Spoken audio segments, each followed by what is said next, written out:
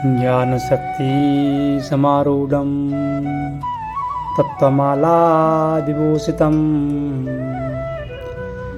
मुक्ति प्रदातारं तस्मै श्री गुरुवे नमः।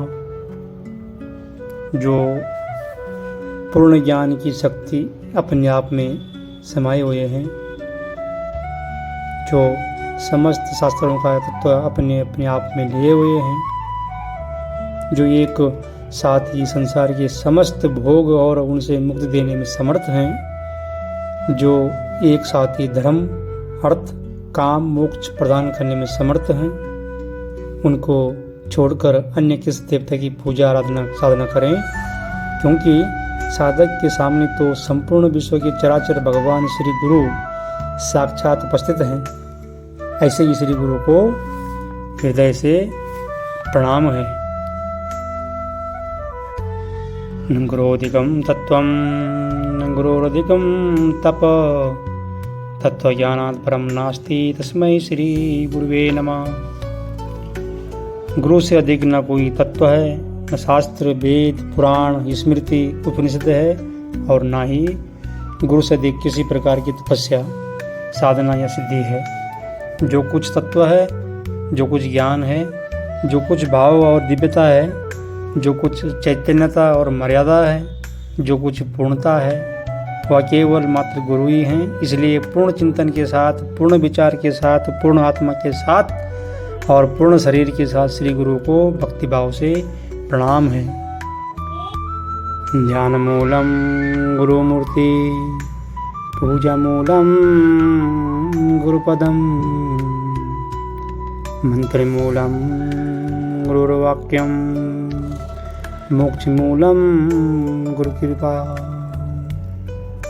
शिष्य के ध्यान का मूल केवल गुरुमूर्ति ही है। वह जब भी ध्यान करे उनके सामने अन्य किसी देवता का चित्र नहीं आना चाहिए, केवल गुरु का चित्र ही उसकी आंखों के सामने उपस्थित हो। शिष्य पूजा करे तो केवल गुरु के चरणों की पूजा करे। उसके जीवन में गुरु मंत्र के अलावा अन्य कोई मंत्र नहीं होता, और ना ही उसे किसी प्रकार के मंत्र साधना करने की आवश्यकता होती है। जन्म मृत्यु से छूटने का एकमात्र आधार गुरु कृपा ही है। गुरुरादिर्नादिश्च गुरु परम देवतम गुरु परतरम नास्ति तस्मै श्री गुरुवे नमः। गुरु ही इस विश्व की आदि हैं, गुरु ही इस समस्त विश्व के मध्य हैं, गुरु ही इस विश्व के अंत हैं, और गुरु में ही यह विश्व समाया हुआ है। यदि वेद और पुराणों को साक्षीभूत मानकर समझा जाए तो यह स्पष्ट है कि गुरु ही परम देवता है, गुरु ही जीवन की पूर्णता है। गुरु से बढ़कर अन्य किसी प्रकार की साधना या सिद्धि देवता या यक्ष किन्नर गंधर्व नहीं हो सकते। इसलिए पूर्णता के साथ भगवान श्री गुरु को प्रणाम है। गुरु कृपा प्रसादेन ब्रह्मा विष्णु सदाशिव समर्थो प्रभावादो च केवलम गुरु सेवये। गुरु कृपा से ही ब्रह्मा सृजन में, विष्णु पालन में तथा रुद्र संहार कार्य में समर्थ हो पाते हैं। अतः गुरु सेवा ही मुख्य है। गुरु की कृपा से ही ब्रह्मा प्रसन्न होते हैं, उनकी कृपा से ही विष्णु सहायक होते हैं, उनकी कृपा से ही शिव के साक्षात दर्शन हो सकते हैं। केवल गुरु की कृपा कटाक्ष से ही जीवन में पूर्णता आना संभव है। समस्त भारतीय ऋषि परंपरा इस बात का जीवंत प्रमाण है कि गुरु सेवा द्वारा ही सर्वस्व की प्राप्ति संभव है। न मुक्ता देव गंधर्वा पितरो यक्ष किन्नरा ऋषये सर्व सिद्धाश्च गुरु सेवा प्रांगमुखा। शिव जी कह रहे हैं, ये पार्वती गुरु सेवा से विमुख होकर देव गंधर्व पितर यक्ष किन्नर ऋषिगण तथा सिद्धगण कोई मुक्त नहीं हुए। यदि साधक गुरु सेवा से अलग होकर देवताओं गंधर्वों पितरों यक्ष या किन्नरों की पूजा करता है तो उसे किसी प्रकार की सिद्धि प्राप्त नहीं हो सकती, क्योंकि सिद्धियों का मूल आधार तो केवल गुरु ही होते हैं। इसलिए प्रत्येक साधना अनुष्ठान या पूजन क्रम प्रारंभ करने से पूर्व गुरु पूजा अवश्य, गुरु पूजा करना अनिवार्य माना गया है।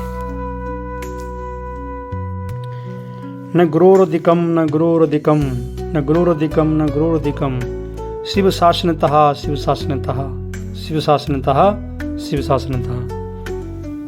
गुरु से अधिक कुछ नहीं हो सकता, गुरु से अधिक कोई ज्ञान या वैराग्य नहीं है, गुरु से अधिक कोई सौभाग्य या संपदा नहीं है।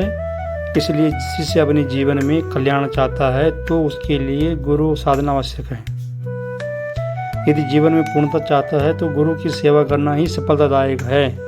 यदि जीवन में शिष्य इष्ट के दर्शन करना चाहता है तो केवल गुरु की आराधना ही एकमात्र उपाय है।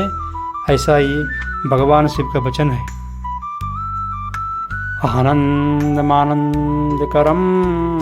प्रसन्नम ज्ञान स्वरूपम निजबोधयुक्तम योगीन्द्रिमीयं भवरोगवैद्यं श्रीमदं गुरु नित्यं भजामि।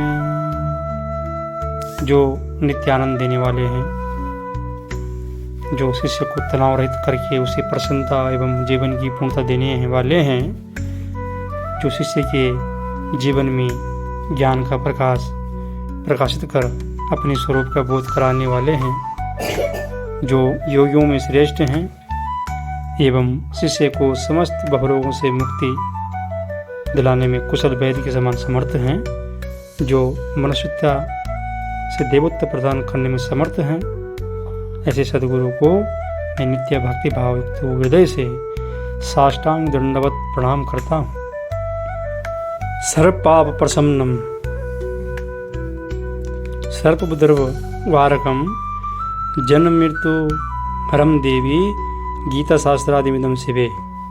इस गुरु गीता का ज्ञान सभी पापों को दूर करने वाला, सभी उपद्रवों को शांत करने वाला और जन्म एवं मृत्यु को समाप्त करने वाला है।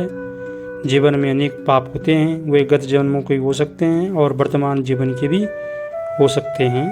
उन पापों का क्षय मात्र भोग से नहीं हो सकता, क्योंकि उनका भंडार इतना अधिक होता है कि कई कई जन्म लेने पड़ते हैं। किंतु गुरु गीता के पाठ से समस्त पाप स्वतः ही समाप्त हो जाते हैं। अकल्प जन्म कोटि नाम यज्ञ व्रत तप क्रिया तत्सर्व सफला देवी गुरु संतोष मात्रता।